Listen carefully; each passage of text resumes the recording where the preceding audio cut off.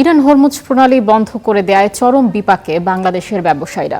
গুরুত্বপূর্ণ এই পথ দিয়ে আসছে না জ্বালানি, বন্ধ রপ্তানি পণ্য পরিবহনও।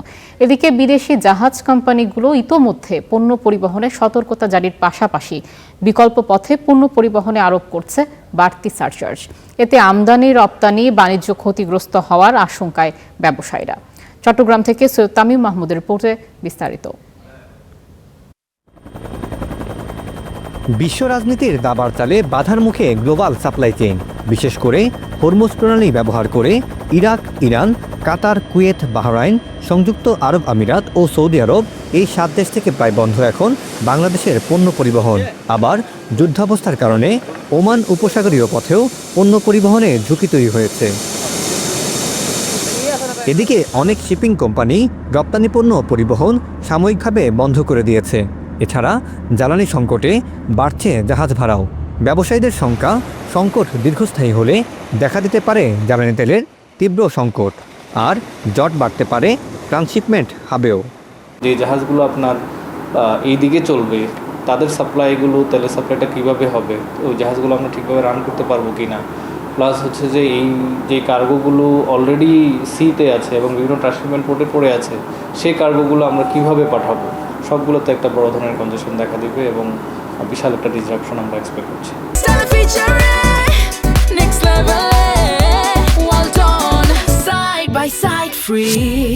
এদিকে হরমুজ প্রণালী বন্ধ হয়ে যাওয়ায় শুধু আমদানি নয়, মুখ থুবড়ে পড়েছে মধ্যপ্রাচ্যের কয়েকটি দেশে বাংলাদেশের রপ্তানিও। শিপিং এজেন্টরা বলছেন, বিকল্প পথে পণ্য পরিবহনে খরচ ও সময় দুই বাড়বে।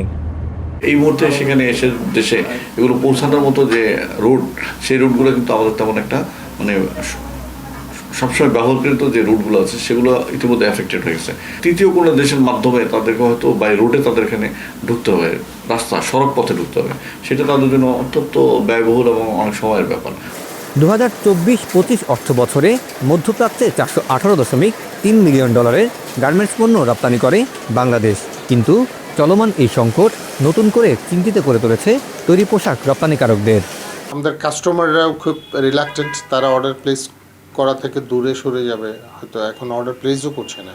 বিজনেস তো এমনিই স্লো ছিল, তার উপরে এটা একটা বড় ধরনের বিপদ ডেকে আনলো। আরএমজি এক্সপোর্ট নিয়ে যে সামনের স্বপ্নগুলো দেখছিল, আরও বিজনেসটা গ্রো করবে, সেখানে এক ধরনের ধাক্কা লেগে গেল। যুদ্ধের কারণে অনিশ্চয়তায় বেশ কিছু দেশের সাথে বাংলাদেশের আমদানি রপ্তানি বাণিজ্য, তাই উদ্বিগ্ন বিভিন্ন খাতের ব্যবসায়ীরা। Syed Tamim Mahmud, star news, Chittagong.